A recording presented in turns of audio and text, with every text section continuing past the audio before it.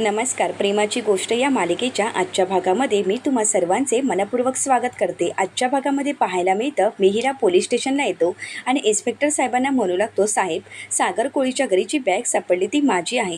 तर इन्स्पेक्टर साहेब मिहिरला विचारतात, तू कोण? मिहिर म्हणतो, माझं नाव मिहिर भोईर आहे. त्या बॅगेत सापडलेले पैसे, सोनं सगळं काही माझं आहे आणि तुम्ही चुकीच्या माणसाला अरेस्ट केली आहे. तर इन्स्पेक्टर साहेब मिहिरला म्हणतात, भोईर, सागर कोळी तुमचा कोण आहे आणि हे तुम्ही आता सांगत आहात, तुमच्याजवळ यासाठी पुरावा काय आहे? मिहिर म्हणतो, पुरावा कशाला हवा आहे? मी काही दारूच्या नशेत नाही आहे, ना कोणाचा दबाव. जे काही आहे ते खरं सांगत आहे. तर मिहिरला इन्स्पेक्टर साहेब विचारू लागतात, हे करण्याचा तुमचा उद्देश काय होता? तर मिहिर म्हणतो, उद्देश सागरची सक्सेस मला पाहवत नव्हती म्हणून हे सगळं काही मी केलं आहे. तर इन्स्पेक्टर साहेब म्हणतात, तुम्ही हे आता कबूल करतायत का? मिहिर म्हणतो, मी कधीही कबूल करू शकतो, पण तुम्हाला कळाला आहे ना खरा गुन्हेगार कोण आहे? मग प्लीज त्याला सोडवा आणि मला अटक करा. त्यानंतर हवालदार मिहिरला अटक करतात आणि सागरला म्हणू लागतात, ओ उठा, खरा गुन्हेगार कोण आहे हे समजलं आहे. खऱ्या गुन्हेगाराने आपला गुन्हा कबूल केला आहे. सागर पाहतो तर समोर मिहिर असतो. सागरा धक्क्यानेच मिहिरला म्हणतो, मिहिर, अरे काय केलंयस तू आणि हे काय करतोयस? अरे तू जे केलंच नाही आहेस ते तू तुझ्या अंगावर का घेतोयस? मिहिर, मला माहीत आहे हा गुन्हा तू केला नाही आहेस आणि तू असं करणारही नाहीस. हे सगळं फक्त तू माझ्यासाठी करत आहेस. मिहिर म्हणतो, दादूस तू घरी जा. सागर म्हणतो, नाही, मला सोडवण्यासाठी तू एवढं सगळं करत आहेस. स्वतःला स्टार समजतोयस का मिहिर तू? मी असं होऊ देणार नाही. त्यानंतर सागर मोठमोठ्याने पोलिसांना आवाज देत म्हणू लागतो, साहेब, याने काही केलं नाही. हा मुद्दाम म्हणून गुन्हा आपल्यावर घेण्याचा प्रयत्न करत आहे. हे सगळं काही तो माझ्यासाठी करत आहे. तर इन्स्पेक्टर साहेबांना मिहिर म्हणू लागतो, नाही साहेब, हे सगळं काही मी केलं आहे. तर सागर त्यांची समजूत काढण्याचा प्रयत्न करत असतो.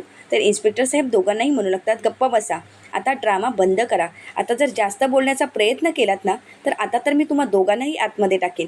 सागरा मिहिरला समजविण्याचा प्रयत्न करतो. तर हवालदार साहेब म्हणू लागतात, आता बस झाली तुमची बडबड, आणि मिहिरला आतमध्ये टाकतात. सागर हा इन्स्पेक्टर साहेबांना समजावू लागतो की त्यांनी काहीही केलं नाही आहे, हा गुन्हा त्याने केलाच नाही आहे, प्लीज तुम्ही खरा गुन्हेगार शोधा.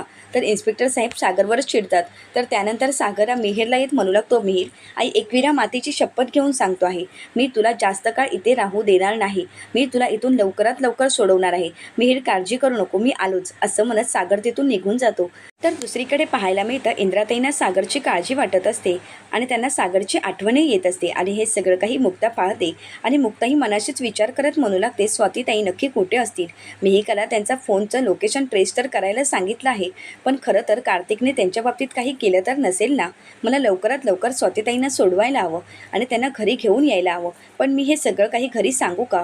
नको, सर्वजण काळजीत पडतील आणि मम्मी तर विश्वासच ठेवणार नाहीत. स्वामी, तुम्हीच काहीतरी मार्ग दाखवा. तर हे सगळं काही बापू पाहतात आणि बापू इंद्राताईंना म्हणू लागतात, अगं इंद्रा, काय झालं आहे? कसला विचार करतेस? मला माहीत आहे आपण सर्वजण काळजीत आहोत, पण शेवटी कोळी आहे तो आणि कोळ्यांच्या पोराला अशा संकटांची सवय असते. तू नको काळजी करू, सागरला काही होणार नाही. आणि आता तर तू तयारीलाच लाग. आपला सागर लवकरात लवकर घरी येईल. त्याच्या आवडीचं कोळंबीचं आणि चिंबोरीचं कालवण कर. इंद्राताई म्हणतात, बरोबर आहे तुमचं, मी सागरच्या आवडीचं जेवण बनवते, पण स्वाती कुठे आहे? स्वाती कुठेच दिसत नाही आहे. असं म्हणत इंद्राताई स्वातीला पाहू लागतात. तर ते मुक्ताला विचारू लागतात, सुनबाई, स्वातीला बघितलंस का तू? मात्र मुक्ता काहीच न बोलता इंद्राताईंना म्हणू लागते, मम्मी, अहो असतीलच स्वातीताई इथेच कुठेतरी. असं म्हणत मुक्ता मात्र सगळं काही इंद्राताईंपासून लपवून ठेवते. हे सर्व करत असताना मुक्तालाही खूप त्रास होत असतो. तर त्याचवेळी मुक्ताला वकील साहेबांचा फोन येतो आणि वकील साहेब मुक्ताला म्हणतात की सागर सुटले आहेत आणि ते घरीच येत आहेत. हे ऐकून मुक्ता खूप खुश होते आणि इंद्राताईंना म्हणू लागते, मम्मी, सागर सुटले आहेत आणि ते घरीच येत आहेत. हे ऐकताच इंद्राताई, बापू आणि मुक्ता तिघंही देवी आईचे आभार मानत म्हणू लागतात, देवी आई, तू आमची हाक ऐकलीस. त्यानंतर इंद्राताई मुक्ताला म्हणू लागतात, सुनबाई, देवी आईसमोर साखर ठेव आणि तिचे आभार मान. इंद्राताई तर खूप खुश झालेले असतात. बापू म्हणू लागतात, तुझी हाक ऐकली देवी आईने आणि आता आपला सागरा सुखरूपपणे घरी येत आहे. इंद्राताई म्हणू लागतात, हो. तर दुसरीकडे पाहायला मिळतं सावनीला सागरच्या सुटकेची बातमी समजताच तिच्या पायाखालची जमीनच सरकते. ती म्हणू लागते, असा कसा सुटला? तर हर्षवर्धन विचारतो, काय झालं? सावनीमध्ये सागर सुटला आहे. हे ऐकताच हर्षवर्धन सावनीवर चिडत म्हणू लागतो की असा कसा सुटला? सावनी म्हणते, तेच तर कळत नाहीये, सागर सुटूच कसा शकतो? तर सावनी या सगळ्या गोष्टीचा विचार करू लागते. तर दुसरीकडे पाहायला मिळतं लकीने सागरच्या स्वागताची अगदी जय्यत तयारी केलेली असते आणि इंद्राताईंनी त्याच्या औक्षणाची तयारी केलेली असते. तर बापू म्हणू लागतात, अगं इंद्रा, तयारी झाली की नाही? तर इंद्राताई म्हणतात, हो, पण तुम्ही घाई कशाला करताय? बापू म्हणू लागतात, कधीही सागर जेलमधून येणार आहे आणि त्याचं औक्षण नको का करायला? सुनबाई, तुम्हीच पुढे व्हा आणि औक्षण करा. इंद्राताई म्हणतात, कशाला? बापू म्हणतात, ती त्याची लग्नाची बायको आहे. तर इंद्राताई म्हणू लागतात, मी तर त्याची जन्मदाती आई आहे, त्यामुळे मीच त्याचं औक्षण करणार आहे. मुक्ता म्हणू लागते, हो मम्मी, तुम्हीच औक्षण करणार आहात. ती बापूंना म्हणू लागते, मम्मीच ओवाळतील असं माझं काहीच नाही. तर बापू म्हणू लागतात, बघितलंस का अगं, अशी सून मिळायला भाग्य लागतं, नाहीतर आजकालच्या सुना सासूला गाडीच्या पुढच्या सीटवर सुद्धा बसायला देत नाहीत. आणि तू जर तुझी सून एवढा मान करते मात्र तुला तिचं काहीच पडलेलं नसतं. अगं आता तरी हस थोडी. मात्र इंद्राताई काहीच बोलत नाही, त्या मात्र खालीच मान घालून असतात. सागर घरी आलेला पाहून सई खूप खुश होते, तर सागरही सईजवळ प्रेमाने पाहू लागतो. तर सई खुश होत म्हणू लागते, पप्पा आलेत. तर त्यानंतर लकी म्हणू लागतो, अगं मम्मी, दादूस आला आहे. तर इंद्राताई धावतच येतात आणि त्या खुश होत सागरचं औक्षण करतात. त्यानंतर सागर हा मुक्ताजवळ प्रेमाने पाहू लागतो, तर मुक्तालाही भरून आलेलं असतं. तर इंद्राताईंचं औक्षण करून झाल्यानंतर इंद्राताई सागरचं औक्षण मुक्ताला करायला सांगतात. तर मुक्ताही सागरचं औक्षण करते आणि त्याला पेढा भरवायला जाते. मात्र सागर नकार देतो. मुक्ताच्या लक्षात येतं की नक्कीच काहीतरी घडलं आहे. तर बापू म्हणू लागतात, पोरा आलास का रे घरी? मला वाटलंच होतं माझा पोरगा लवकरात लवकर घरी येईल. आणि आज इंद्रेलाही मी सांगितलं त्याच्या आवडीचं सगळं बनव, पण मला सांग हे सगळं घडलं कसं? तर सागर म्हणू लागतो, आज मी घरी आलो आहे आणि आज तुमच्यासमोर आहे ते फक्त मिहीरमुळे. हे ऐकताच सर्वांनाच धक्का बसतो. तर बापू म्हणू लागतात, मिहीरमुळे? तर सागर म्हणतो, हो, हे सगळं काही मिहीरमुळे शक्य झालं, कारण मिहीर हा पोलीस स्टेशनला आला आणि माझ्यावरचा गुन्हा त्याने स्वतःवर घेतला आणि स्वतः तुरुंगात थांबला आणि मला घरी पाठवून दिलं. तर मुक्तालाही या गोष्टीचं वाईट वाटतं. मुक्ताही सागरला म्हणू लागते, असं कसं होऊ शकतं? मिहीर असं नाही करू शकत. तर इंद्राताईंनाही वाईट वाटत असतं. मुक्ता म्हणू लागते, नाही, प्रत्येक वेळी या घरासाठी मिहीरने खूप काही केलं आहे आणि तुमच्यासाठी तो कायमच ढाल म्हणून उभा असतो. त्यामुळे आता मिहीरला वाचविण्याची जबाबदारी आपली आहे. मिहीरला लवकरात लवकर बाहेर काढायला हवं. सागर म्हणतो, हो, मी लवकरच मिहीरला बाहेर काढणार आहे आणि त्याशिवाय शांत बसणार नाही.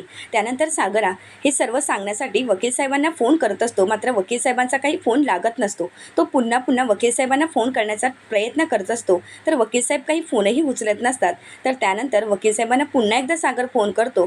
तर वकील साहेब काही फोन उचलत नाही. त्यामुळे सागरला या सगळ्या गोष्टीचं खूप टेन्शन आलेलं असतं. तर विचार करू लागतो की मिहीरला आता कसं सोडवावं. तर इकडे वकील मिहीर सागरचा फोन उचलतात. तर ते म्हणू लागतात, काय झालंय, बोला ना साहेब. तर सागर म्हणतो, अहो, मी तुम्हाला कधीपासून फोन ट्राय करतोय, तुम्ही मात्र फोनच उचलत नाही आहात. अहो, मी घरी आलो आहे सुटून, पण माझ्यानंतर आता सगळा गुन्हा मिहीरने घेतला आहे, त्यामुळे आपल्याला मिहीरला लवकरात लवकर सोडवावं लागेल. वकील साहेब म्हणतात, ठीक आहे, मी नक्कीच सोडविण्याचा प्रयत्न करेन. सागरा वकील साहेबांना म्हणू लागतो, नाही, प्रयत्न नको, मला मिहीर घरी यावं आहे, त्यासाठी तुम्ही काहीही करा, पण लवकरात लवकर मिहीरला सोडवा. वकील साहेब म्हणतात, ठीक आहे, मी नक्कीच प्रयत्न करतो. तर त्यानंतर सागरला खूप टेन्शन आलेलं असतं. तर मुक्ताही रूममध्ये येत सागरला आधार देत म्हणू लागते, सागर, काळजी नका करू, मिहीरला काही होणार नाही, आपण लवकरात लवकर त्याला सोडवू. तर सागरा मुक्ताला म्हणतो, हा मुलगा ना असाच आहे, पहिल्यापासूनच असा आहे, प्रत्येक वेळी माझं संकट स्वतःच्या अंगावर घेत असतो, यारों का यार. मागच्या वेळीसुद्धा असाच केला होता. तो मागचा पुढचा कसलाच विचार करत नाही, पण त्याने जरा तरी विचार नको का करायला? त्याचं लग्न तोंडावर आलं आहे तरी त्याला काहीच वाटत नाही आहे, पण त्याने असं का केलं? मुक्तालाही खूप वाईट वाटत असतं. सागर म्हणतो, नाही, मी त्याला सोडवणारच. मुक्ता म्हणते, तुम्ही टेन्शन घेऊ नका, सगळं काही नीट होणार आहे. सागर म्हणतो, काय नीट होणार आहे? बघा ना, आता सत्य आपण कसं समोर आणणार आहोत? मुक्ता म्हणते की आपण लवकरात लवकर सत्य समोर आणू. सागर म्हणतो, पण मी कसं समोर आणू, मलाच समजत नाही आहे. मुक्ता म्हणते, असं नका विचार करू. सागर हा मुक्ताला म्हणतो की नेहमीच हा एक मित्र नाही तर भाऊ म्हणून माझ्या पाठीशी कायम असतो, पण मी आज त्याला आतमध्ये नाही पाहू शकत. तो आतमध्ये आहे आणि मी बाहेर, असं कसं होऊ शकतं? नाही, मी मिहीरला काही होऊ देणार नाही. आणि ही सागरची अवस्था पाहून मुक्तालाही खूप वाईट वाटतं. मुक्ता म्हणू लागते, इथे सागरचा जीव तुटतो आहे आणि तिथे मात्र सगळं मिहीरने स्वतःच्या अंगावर घेतलं आहे. इतकं प्रेम कोण करतं? सख्या भावांमध्ये सुद्धा असं प्रेम नसतं. पण नाही, आता मला लवकरात लवकर हे सगळं काही सोडवावं लागेल. आता स्वातीताईंबद्दल यांना सांगू का? स्वामी, तुम्हीच या सगळ्यातून मला मार्ग दाखवा, हा गुंता तुम्हीच सोडवा स्वामी. तर दुसरीकडे पाहायला मिळतं, मुक्ता ही सावनीच्या घरी येते. तर सावनी ही मुक्ताला म्हणते, तू इथे का आली आहेस? तर मुक्ता म्हणते, जा विचारायला आली आहे. अगं, अजून किती नात्यांचा तू बळी देणार आहेस? अजून किती घरं, किती नाती आणि किती मनं तू मोडणार आहेस आणि किती जणांची स्वप्न तू उद्ध्वस्त करणार आहेस? अगं, तुला एक निर्णय घ्यायचा होता ना आणि तू घेतलास ना. अगं, तुझ्यानंतर सगळ्यांची आयुष्य बदललीत, पण आता आहेस ना तुला हवं असलेल्या माणसासोबत, मग तुझं आयुष्य तू जग ना. तू का आयुष्यात सागरच्या प्रॉब्लेम निर्माण करतेस? तुझा नक्की प्रॉब्लेम का आहे आणि तुझा सागरवर एवढा राग का आहे? अगं, एवढं काय बिघडवलं आहे सागरने तुझं की प्रत्येक वेळी त्यांच्या जखमा तू उकळून काढण्याचा प्रयत्न करत आहेस? अगं, एवढे घाव दिलेस तरी तुझं समाधान नाही का झालं? अगं, प्रत्येक वेळी तू सूड घेतेस, पण या सुडाच्या आगीच कित्येक वेळा स्वतःचं नुकसान करून घेतलं आहेस आणि तुझीच माणसं त्यात होरपळून निघत आहेत. तर सावनी ही मुक्ताला म्हणते की तू काय बोलतेस, मला काहीच कळत नाही. मुक्ता म्हणते, हो का, नाही का कळत? नाहीच कळणार, कारण तुझ्या डोक्यात फक्त सागर कसे सुटले हाच विचार आहे ना. अगं, पण सागर सुटले त्याचं कारण कोणीतरी वेगळंच तुलाच आहे, कारण त्या आगीमध्ये आज कोणीतरी वेगळ्याच माणसाने उडी घेतली आहे आणि दाखवून दिलं आहे की तुझी माणसं तुला नाही तर सागरला जास्त जवळची आहेत. अगं सावनी, तुझ्या सख्या भावाने तो आरोप स्वतःवर घेतला आहे. मिहीर. सावनी म्हणते काय? मुक्ता म्हणते हो, हे सगळं काही मिहीरने स्वतःवर घेतलं आहे. मिहीरने जाऊन पोलीस स्टेशनला सांगितलं की तो बिझनेस स्वतः करत होता आणि हे सगळं काही त्याने सागरसाठी केलं आहे. बघितलंस ना, तू सागरला अडकवण्यासाठी सगळं करत होतीस, पण शेवटी काय झालं? तर सावनी बोलते पण मी हे सगळं सागरला अडकवण्यासाठीच केलं होतं. मुक्ता म्हणते हो ना, मग शेवटी काय झालं? त्यात तुझीच माणसं होरपळून निघाली ना. अगं कधी सई, कधी आदित्य, तर आता मिहीर. हे सगळं काही त्यांना सहन करावं लागतं. त्यांनी काही केलं नसताना हे सगळं काही ते सहन करतायत आणि आज मिहीरने काहीच केलं नसताना सुद्धा मिहीर जेलमध्ये आहे. पण तू खुश राहा, कारण तुला सागरला ट्रेसमध्ये ठेवायचं असतं ना, आणि आता तो सागर ट्रेसमध्येच आहे. त्यामुळे तुला तर काळजी करायची गरजच नाही. तू तर हॅप्पी असायला हवीस. जा तुझ्या मित्रासोबत सेलिब्रेट कर, कारण तुला जसं हवं आहे तसंच घडत आहे. तुझं ध्येय हेच आहे ना, सागरला कायम दुःखात ठेवायचं. मग आजही सागर दुःखातच आहेत. तुला कोणाच्या आयुष्याची वाताहत झाली तरी काही फरक पडत नाही, पण एक लक्षात ठेव, मिहीर आता आमचा आहे, तुझा काही त्याच्याशी संबंध नाही.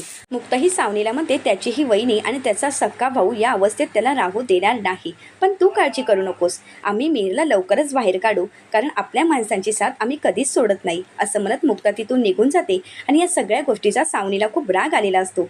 दुसरीकडे पाहायला मिळतं, वकील साहेब सागरला फोन करतात आणि म्हणू लागतात सर, तुम्ही आत्ताच्या आता पोलीस स्टेशनला येऊ शकतात का? सागर म्हणतो का, काय झालं आहे? ते म्हणू लागतात तुम्ही आल्यावरच मी सांगेन, पण तुम्ही येऊ शकता का? सागर म्हणतो हो, मी लवकरच पोहोचतो. असं म्हणत सागर हा पोलीस स्टेशनला जात असतो. तर दुसरीकडे सावनीही हर्षला म्हणू लागते हर्ष, मिहीरला लवकरात लवकर बाहेर काढायला हवं. हर्षवर्धन म्हणतो का? तुझा भाऊ आहे म्हणून? अगं तुझा भाऊ असला तरी तो सागरला खूप जवळचा आहे आणि सावनी, तो तर तुला बहीण मानतच नाही आणि आता तुला का पुळका आला आहे आणि कशाला तू हे प्रयत्न करते आहेस? सावनी म्हणते नाही, त्याची काहीच गरज नाही. काही झालं तरी सागरला जो त्रास द्यायचा होता तो आपण दिला आहे, पण आता मला माझ्या भावाला बाहेर काढायचं आहे आणि मी माझ्या भावाला बाहेर काढण्यासाठी काहीही करू शकते. तर दुसरीकडे सागर हा मुक्ताला फोन करतो आणि म्हणू लागतो की मला आत्ताच्या आत्ता पोलीस स्टेशनला जायचं आहे. मुक्ता म्हणते मी पण येते ना तुमच्यासोबत. सागर म्हणतो तेवढा वेळ नाही आहे. मुक्ता म्हणते अहो मी बिल्डिंगच्या खालीच आहे, येते वरती. सागर म्हणतो नका, मग तिथेच थांबा, मी आलोच. असं म्हणून सागरही मुक्ताला घेऊन पोलीस स्टेशनला निघालेला असतो. तर दुसरीकडे पाहायला मिळतं की हर्षवर्धन हा सावनीला म्हणतो सावनी, तू हे काय करतेस? तू असं करू शकत नाही. अगं मुक्ता बोलली म्हणून हे सगळं काही तू करत आहेस ना? सावनी म्हणते नाही, मुक्ता बोलली म्हणून नाही, तर मी माझ्या भावाच्या पाठीशी कायम उभी राहणार आहे. मी त्याला अशी जेलमध्ये नाही ठेवू शकत. त्यासाठी मी काही करू शकते आणि तुला जे हवं ते तू केलंस ना, मग मला हवं ते मला करू दे. पुढील भागामध्ये आपल्याला पाहायला मिळतं स्वाती ही स्वातीला घेऊन पोलीस स्टेशनला आलेली असते. तर स्वाती ही गुन्हा कबूल करत म्हणू लागते कार्तिकने यांच्या घरातून पैसे चोरलेत आणि तीच व्यक्तीने भाईच्या घरामध्ये मला ठेवायला सांगितली होती. तर त्यानंतर पोलीस हे कार्तिकला अटक करतात आणि सगळं सत्य सागरला समजलेलं असतं. तर कार्तिकला घेऊन आल्यानंतर स्वाती म्हणू लागते हाच तो माणूस आहे. तर पोलीस हे कार्तिकला जेलमध्ये टाकतात. तर त्यानंतर मिहीरची निर्दोष मुक्तता होते हे पाहून सागर खूप खुश होतो. तर दुसरीकडे हर्षवर्धन सावनीला म्हणू लागतो वेड्या बहिणीची ही वेडी माया उभारून आलीस तर. अगं तुझ्या या मूर्खपणामुळे काय होऊन बसले माहिती आहे का? त्यांचा कॉन्फिडन्स अजून वाढला आहे. हे ऐकताच सावनीला मात्र खूप राग आलेला असतो. तर दुसरीकडे मुक्ताही म्हणू लागते सागरना जितकी काळजी सर्वांची असते तितकीच. असं म्हणत असताना सागर समोर येतो आणि सगळं काही ऐकलेलं असतं. सागर हा मुक्ताला म्हणू लागतो बोला, अजून काय बोलत होता पुढे? मात्र मुक्ता लाजून काहीच बोलत नाही आणि ती प्रेमाने सागरजवळ पाहू लागते. तर सागरही मुक्ताकडे प्रेमाने पाहू लागतो. आता पुढे काय होणार आहे हे पाहण्यासाठी चॅनलला नक्कीच सबस्क्राईब करा. व्हिडिओ आवडल्यास व्हिडिओला लाईक करा. व्हिडिओ पाहिल्याबद्दल तुम्हा सर्वांचेच मनपूर्वक धन्यवाद.